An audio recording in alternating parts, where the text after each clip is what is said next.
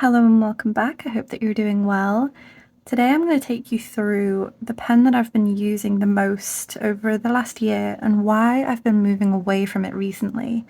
So the pen that I've been using quite frequently is the Unipen Fine Line, and I mainly use the brush and the 0.2 millimeter.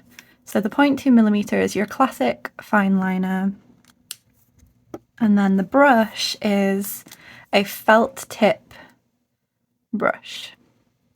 So this is different to a real brush like the Pencil Pocket Brush Pen, which has real bristles.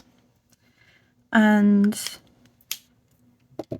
the reason why I've been moving away from these, it's actually two reasons, and I'm going to go over them and then talk about why I've started going back to old pens, and then also, in the case of this one, trying out new pens.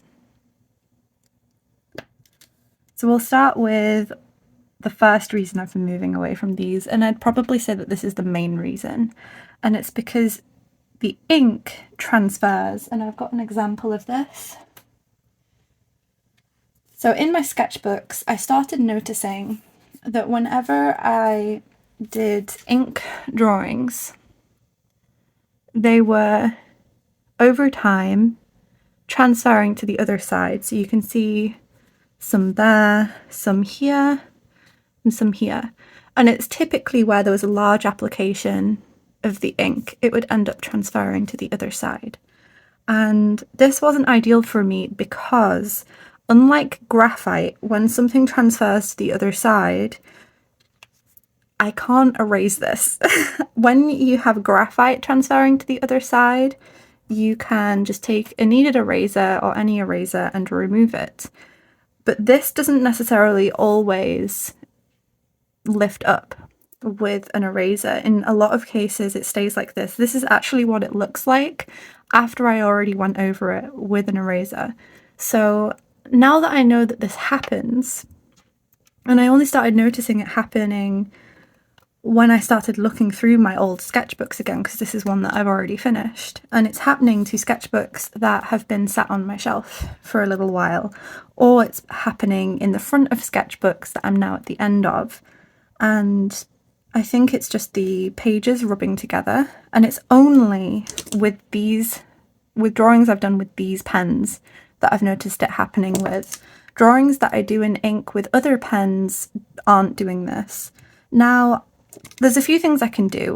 One is that I can put a piece of glassine paper between the two, tissue paper, whatever, so that I can still keep using these pens. I just know that I either have to protect the other side, or if it's relatively blank like this, it doesn't matter too much that there's going to end up being marks on the other side of the paper. So I can still continue using these. I just have to keep that in mind when I'm using them. And the drawing there was a study of Lane Brown as well, just to give credit. I didn't show the drawing, but to give credit, it was a study of Lane Brown. And I don't necessarily want this to always be happening. It's also something that I want to consider because I've been using these pens for watercolour illustrations, and I don't want, when they're being stored, for the ink to be rubbing off if I'm using these. So that's another consideration as well. So while I can still use them, I just have to be careful of how I store sketches and what's on the other side of the paper.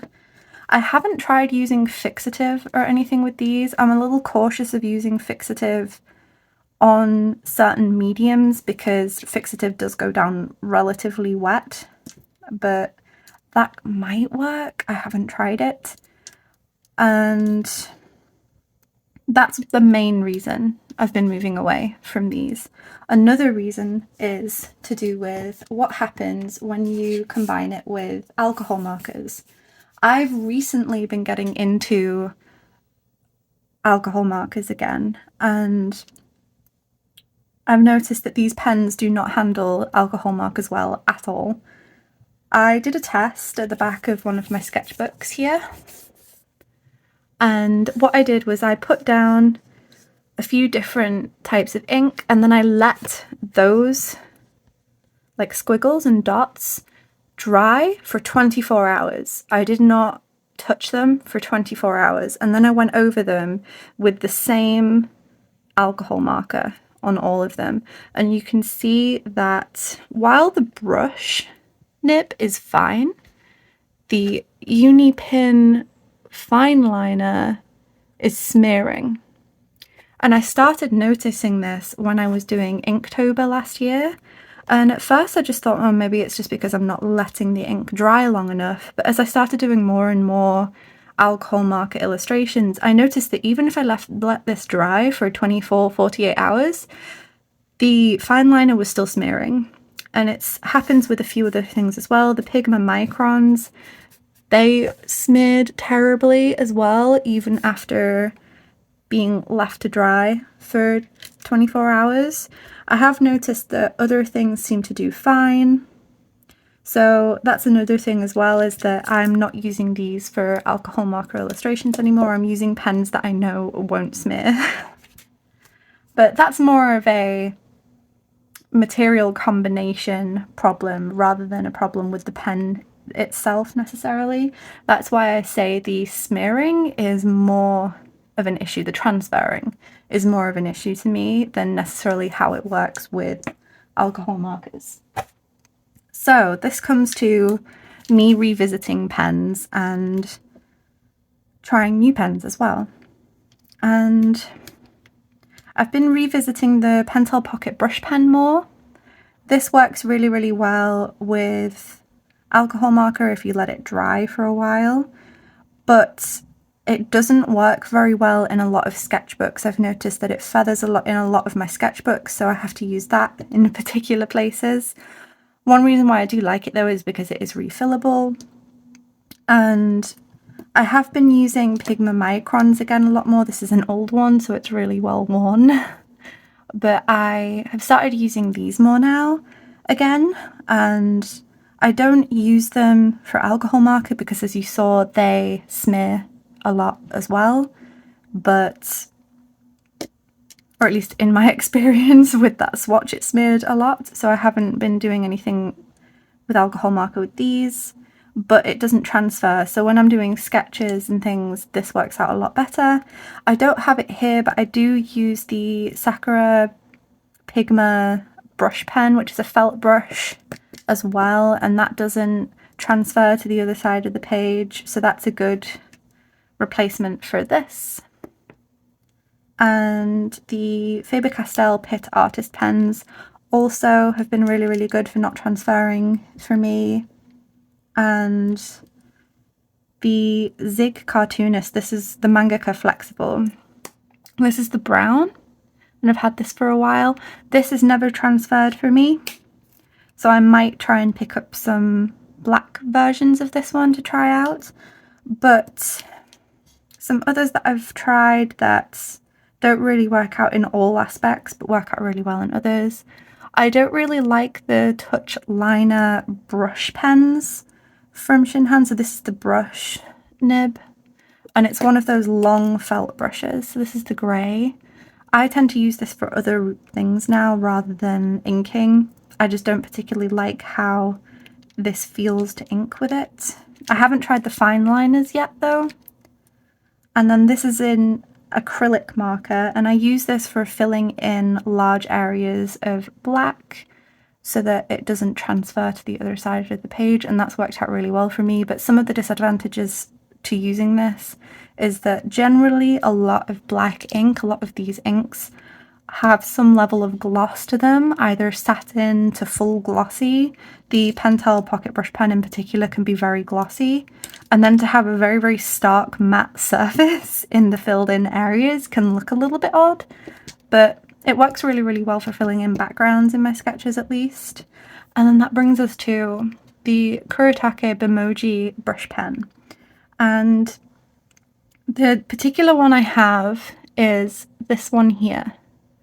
So there's a bunch of different sizes. If you're wondering about which one I have, it's this one, which I believe is the fine, because there is a slightly smaller one than this, but this is also a felt tip brush pen.